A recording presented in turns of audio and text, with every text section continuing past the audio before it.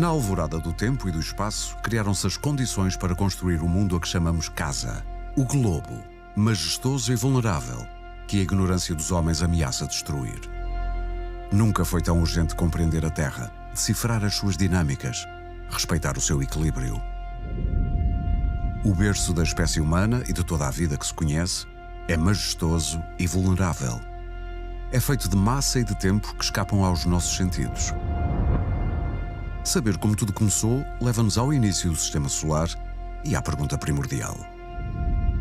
De onde surgiram as partículas que formam as estrelas, os planetas, as galáxias? Até hoje, a melhor teoria de que a ciência dispõe para explicar a evolução do universo é o Big Bang.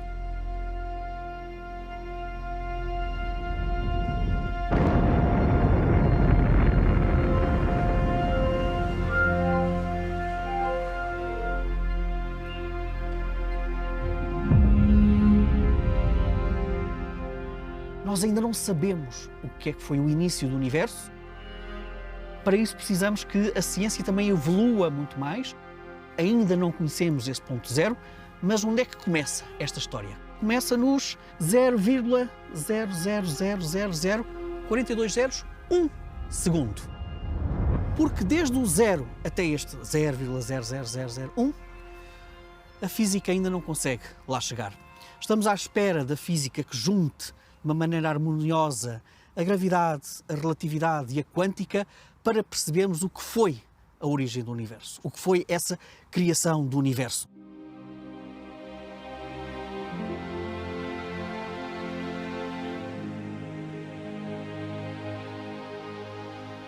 Para percebermos melhor onde é que aparece a formação do Sistema Solar, vamos fazer uma pequena metáfora. Vamos condensar os 13,8 mil milhões de anos do universo num ano cósmico. O Big Bang acontece então no primeiro segundo do dia 1 de janeiro. E ao longo destes meses todos, onde é que está o Sistema Solar? Quando é que ele aparece? Aparece apenas em setembro. A formação do Sistema Solar dos planetas da nossa própria estrela acaba por ser algo muito recente na própria história do universo. Carl Sagan dizia que nós somos poeira das estrelas. Ele não estava apenas a ser poético, ele estava a ser cientificamente correto. Cerca de 10% dos átomos do nosso corpo são hidrogênio. Esse hidrogênio foi sintetizado há 13,8 mil milhões de anos. O que quer dizer que nós, do ponto de vista atómico, temos a idade do universo.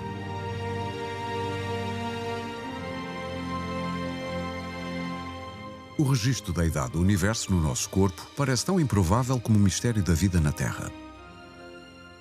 Afinal, o que é que contribuiu para que a evolução deste ponto azul, suspenso no espaço, fosse tão singular? É preciso recuar até há 4.600 milhões de anos para perceber o início do Sistema Solar e como nasceu o único planeta vivo que conhecemos. Os planetas nascem praticamente ao mesmo tempo que as estrelas. E as estrelas nascem do colapso de nuvens repletas de hidrogênio. À medida que o Sol nasce, à sua volta está um disco de acreção. É ali que está o depósito de todas as poeiras, gases, rochas que vieram também deste colapso que deu origem à estrela. Estes pequenos pedregulhos começam-se a juntar. E quando se colam, ganham massa. Ficam cada vez maiores. Conseguem atrair depois mais poeira, mais outras rochas, para criar então um núcleo. Tudo isto é feito com temperaturas muito elevadas. O planeta Terra bebé, o protoplaneta Terra, era um mundo de lava, era um mundo extraordinariamente quente. Nós hoje sabemos que, pouco depois de se formar a Terra, provavelmente um planeta mais ou menos do tamanho de Marte, chamado Theia, terá colidido com este nosso planeta. Os restos desta colisão criou uma espécie de um anel cheio deste material injetado à volta do nosso próprio planeta. Esse anel é o anel que vai dar origem à Lua como nós a conhecemos. Se nós estamos hoje aqui, e se temos o planeta que temos, e mais interessante ainda, se hoje temos o planeta com demora perto de 24 horas a girar sobre si próprio, muito devemos à nossa própria Lua.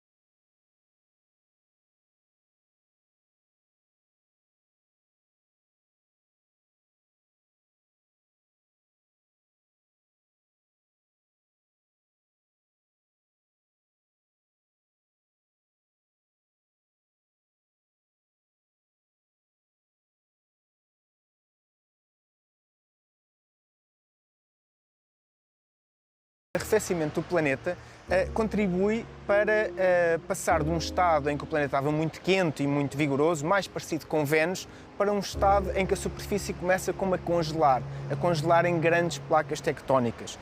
O planeta começa a ficar com uma superfície rígida, como nós a conhecemos hoje, constituída por rochas. A Terra é como um livro e as rochas são um registro histórico. Nós aqui podemos ver que estas têm cerca de 2 milhões de anos.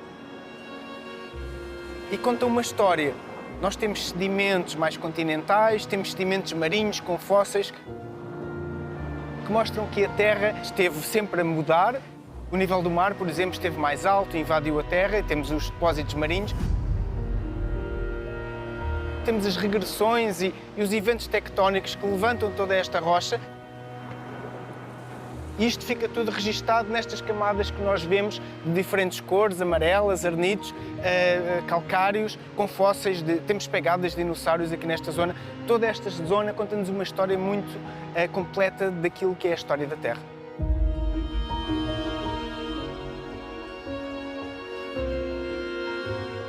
A história da Terra já deve ter uns 10 ou 11 destes ciclos. A formação da montanha, o desgaste da montanha, a sedimentação que se acumula nas bacias oceânicas, as bacias oceânicas dão origem às rochas sedimentares que mais em profundidade vão dar as rochas metamórficas, mais profundo, onde o calor é maior, já não são metamórficas, tornam a derreter todas e são outra vez rochas magmáticas, quando vêm cá para cima já são granitos outra vez, portanto uma segunda geração de granito. Isto aconteceu ao longo da história da Terra. A Terra é um planeta dinâmico que não para. O planeta Terra é um planeta muito especial, porque a superfície está como congelada, está sólida, e é constituída por grandes placas que se movem umas em relação às outras, que nós conhecemos como os movimentos divergentes, convergentes e os transformantes. Essas placas têm uma parte que é oceânica e uma parte que é continental. Portanto, quando as placas se movem, os continentes também se movem com elas, que dá origem àquilo que nós conhecemos como o ciclo dos supercontinentes. Nós sabemos que houve um supercontinente no passado, a Pangeia. Neste momento, os continentes estão dispersos pela superfície do planeta e no futuro, um dia, poderão juntar-se outra vez num grande supercontinente. Normalmente, o ciclo dos supercontinentes tem cerca de 400, 500 milhões de anos. Portanto, daqui a 200, 300 milhões de anos, iremos ter um grande supercontinente no futuro. A estrutura da Terra Podíamos compará-la à estrutura de uma cereja, veja lá. A cereja tem um caroço, tem a polpa e tem a pele. A terra tem precisamente um caroço, que é o núcleo, a polpa, que é o manto, e a pele, que é a crosta. Há dois núcleos. Há o núcleo interno, que está sólido, essencialmente férrico. Há ainda um segundo núcleo, também férrico, mas que está no estado líquido. Permite correntes. O magnetismo da Terra está muito relacionado com este ímã gigantesco. O manto é essencialmente constituído por vários tipos de rochas de ferro e de magnésio. É neste interior, pleno de calor, pleno de energia, do manto, que tem uma mobilidade imperceptível à nossa escala, mas que é perceptível à escala dos milhões de anos. Digamos que é um estado sólido que tem alguma capacidade de fluir, mas flui a uma velocidade mínima. Assim como temos uma panela com feijões ao lume, os feijões sobem, a água sobe, arrefece cá em cima, e como arrefece torna-se mais densa, vai mergulhando, lá embaixo aquece, torna-se menos densa porque aumenta de volume, volta a subir, e isto é a convecção. Ora, esta convecção ao longo de todo o manto da Terra que fará e que faz com que os continentes nunca tenham deixado de se movimentar. As placas movem-se essencialmente devido à sua densidade. As placas, quando se geram nas dorsais, estão quentes, depois vão arrefecendo, começam a ficar mais densas do que o manto que está por baixo. Portanto, querem começar a afundar. É por isso que se geram as planícies abissais e a crosta oceânica está debaixo d'água. Quando elas mergulham nas zonas de subducção, arrasta o resto da placa que está à superfície. A crosta oceânica é mais densa do que o manto que está por baixo. Os continentes, interessantemente, têm densidade mais baixa. Eles estão quase como a flutuar. Até havia um escritor que falava na espuma da Terra. Os continentes são um bocadinho como a espuma da Terra. A crosta oceânica, como é mais densa, ela tem a capacidade de começar a afundar nas zonas de subducção. As placas tectónicas movem-se a velocidades relativamente lentas, mas perceptíveis. Nós conseguimos medi-las através do GPS. Costumo dar o exemplo de que se movem à velocidade que as nossas unhas crescem, cerca de 1 a 10 cm por ano. Se puséssemos lá um tracinho, conseguiríamos ver que ao fim de um ano ela teria mexido cerca de 6 cm.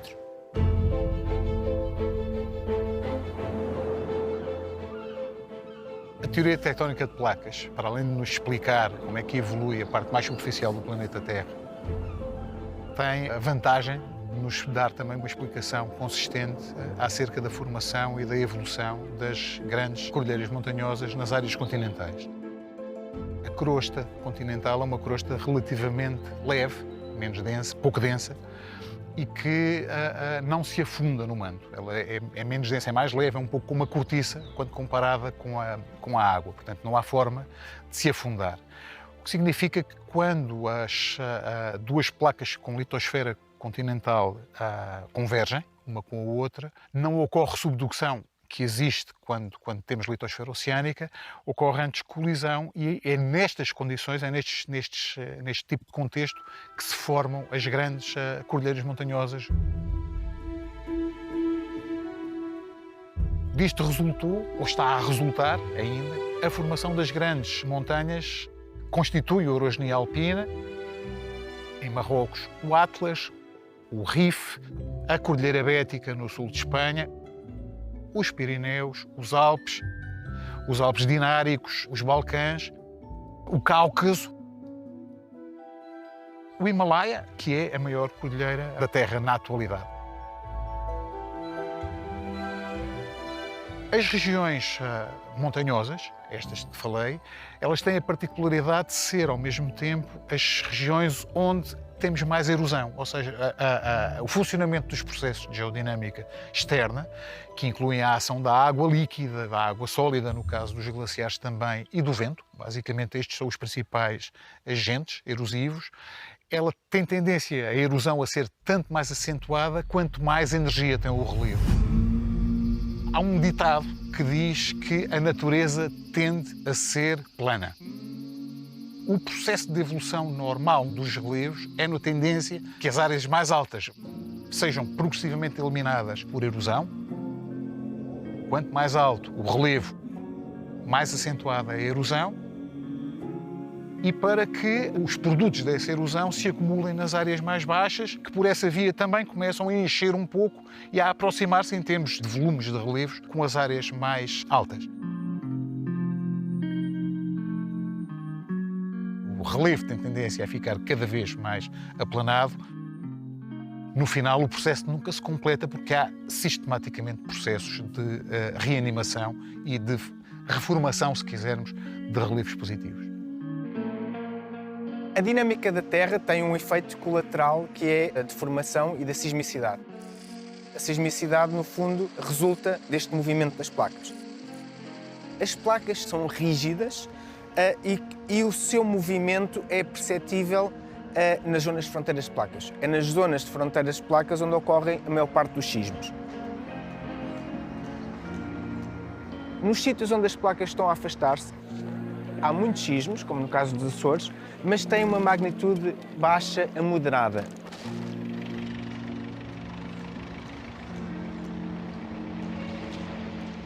Os sítios onde há mesmo sismos com grande magnitude são os sítios onde as placas estão a colidir.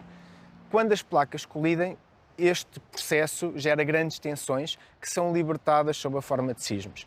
E podem ser sismos de magnitude 8, 9 e acima de 9 muitas vezes.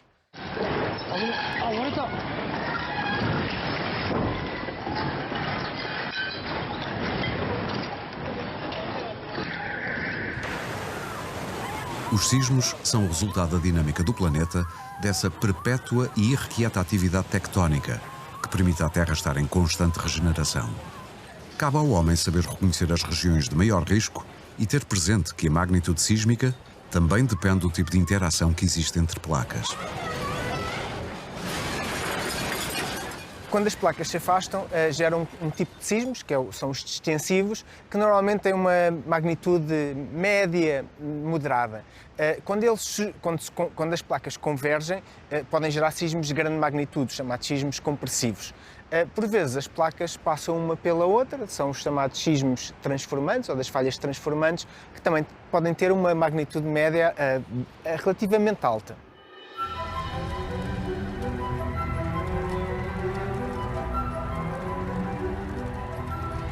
Os sismos têm uma característica que eles são cíclicos, existe um ciclo sísmico. Eles repetem-se no tempo, mas essa repetição é estatística.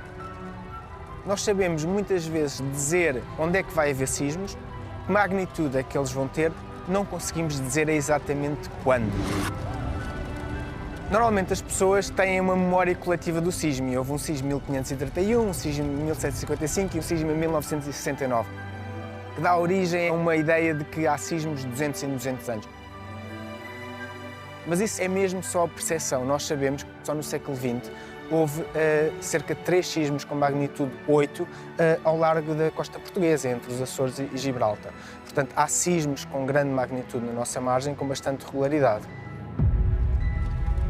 Nós temos duas formas de medir os sismos, através da sua magnitude ou através da sua intensidade. A magnitude é uma medida da energia que é libertada no momento em que há um sismo. E hoje em dia utilizamos a escala do momento de magnitude. Anteriormente era a escala de Richter, que era medida mesmo nos registros das ondas. A escala de intensidades é uma escala diferente, porque mede a intensidade do sismo no sítio onde nós estamos. Portanto, quanto mais próximos estivermos do epicentro do sismo, mais forte será a intensidade e depois vai diminuindo à medida que nos afastamos. Como nunca vamos conseguir, na realidade, estar preparados para um sismo, eu penso que o principal é saber o que fazer quando há um sismo. Temos que treinar, temos que ter atividades de informação, por um lado, mas, por outro lado, também fazer simulacros. Porque a melhor preparação é as pessoas saberem o que fazer no caso do sismo. Saber que, enquanto habitarmos a Terra, vamos conviver com estes fenómenos, obriga a retirar lições do passado e a olhar para o futuro. Não sendo das regiões mais perigosas do planeta, Portugal apresenta um risco assinalável, que cada vez mais justifica o investimento em soluções de engenharia para mitigar os efeitos da atividade sísmica.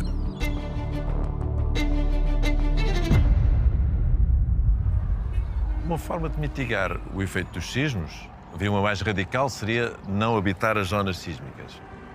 Isso é impraticável. Até porque a maior parte das zonas sísmicas são zonas ótimas para habitar, como a gente pode ver, o Japão, a Califórnia, portanto, isso não era de evitar. Portanto, temos que viver com os sismos. E viver com os sismos será conseguir construir de forma que proteja as nossas pessoas.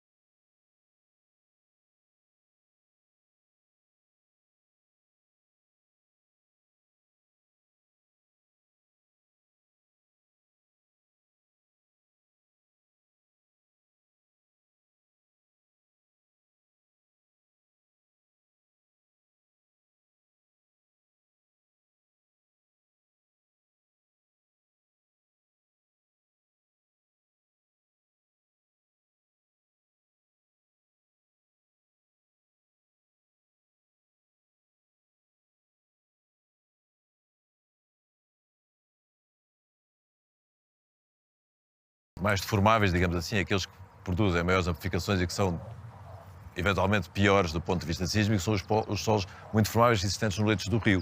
Portanto, nomeadamente aqui na zona onde estamos, será um desses tipos de solos. Esta ponte deve ter tido dos projetos, digamos, mais ambiciosos e mais cuidadosos do que toca ao ponto de vista sísmico. Foi dimensionada para um sismo que, na altura, o Dom Dobra considerou que devia ser o sismo a utilizar. Que é um sismo que, à luz do regulamento atual, será qualquer coisa acima da classe de importância 4, ainda um bom bocado. Sim, eu diria que a ponte, de certeza, que é um dos lugares mais seguros do país, do ponto de vista sísmico.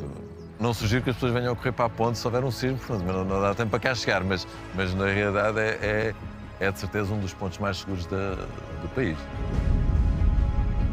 Procurar informação, saber como agir e ter uma certeza. Faz parte da natureza da Terra manter-se em movimento. As extraordinárias metamorfoses do planeta começaram há 4.600 milhões de anos e não acabam aqui.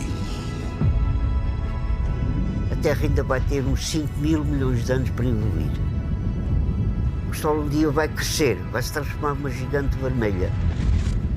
E esse vai ser um astro que ocupa Mercúrio, Vênus e ocupará a Terra. Uma bola imensa. E nós vamos ficar dentro disso a temperaturas que nos vão derreter, que nos vão acabar. Portanto, antes que isso aconteça, a Terra vai viver ainda uns 5.000 milhões de anos. Ainda vai transformar muita coisa. Nas cidades, florestas, montanhas e oceanos, cada segundo na Terra é único e irrepetível. Legado de uma evolução assombrosa. A vida é a maior elegia à história do planeta azul. E é desta partícula de pó suspensa no espaço, deste ponto tão ínfimo e vasto, que vislumbramos o universo.